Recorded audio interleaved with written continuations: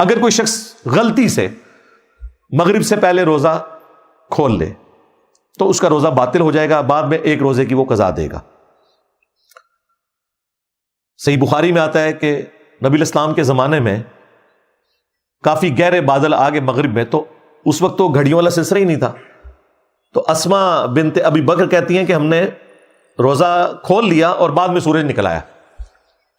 اس زمانے میں علم غیب نہیں تھا ہوتا اصل میں۔ ہاں، آپ کو انہوں نے کہانی کروائی ہوئی ہے جی، کوئی بڑے سے بڑا غوث قطب ابدال بھی ہو، وہ ایک صحابی کے گھوڑے کے قدموں کی ہاک نہیں ہے، اور غوث قطب ابدال تو پوری کائنات کو اس طرح دیکھ رہے ہیں جیسے ہتھیلی کے اوپر دانا۔ یار میں صحابہ کرام کی، حضرت ابوبکر کی بیٹی کی بات کر رہا ہوں، ٹھیک ہے، جو صحابی ہیں، حضرت زبیر کی بیوی ہیں، عبداللہ ابن زبیر کی والدہ ہیں، وہ کہہ رہی ہیں کہ ہم نے روزہ کھولا اور بعد میں سورج نکل آیا۔ تو وہ عبداللہ ابن زبیر کا جو چھوٹا بھائی ہے عروہ ابن زبیر، ان کے بیٹے تھے ہشام، وہ یہ روایت بیان کر رہے تھے۔ تو وہ ہشام بن عروہ سے کسی نے پوچھا کہ جب سورج نکل آیا تھا تو پھر وہ روزے کا کیا بنا؟ تو انہوں نے کہا روزے کی قضا دی تھی، اس کے سوا تو کوئی چارہ ہی نہیں تھا۔ لیکن دیکھیں آج یہ نہیں ہو سکتا۔ میں کہتا ہوں جی، گپ اندھیرا چھا جائے اور غروب آفتاب کا ٹائم آپ کی گھڑی بتا رہی ہے 6:20، ہمارا بچہ بھی روزہ نہیں کھولے گا، جو مرضی ہو جائے، وہ کہے گا جی یہ تو سورج نکل آئے گا۔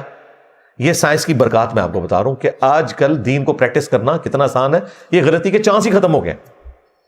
تو اس سے یہ بات پتہ چل گئی کہ اگر کوئی شخص اس طریقے سے غلطی کر بیٹھے تو وہ بھول چک اس کی معاف نہیں ہوگی، اس کا روزہ اسٹیبلش ہی نہیں ہوگا۔ اس کیس کے اندر اگر کوئی شخص بھول کر کھا پی لے، یعنی اسے یہ یاد نہیں رہا کہ اس کا روزہ تھا، تو اب اس کا حکم ڈیفرنٹ ہے۔ وہ بخاری مسلم میں حدیث ہے، جو شخص بھول کر کھا پی لے تو اسے اللہ نے کھلایا اور پلایا ہے، اس کا روزہ اس سے ضائع نہیں ہوگا۔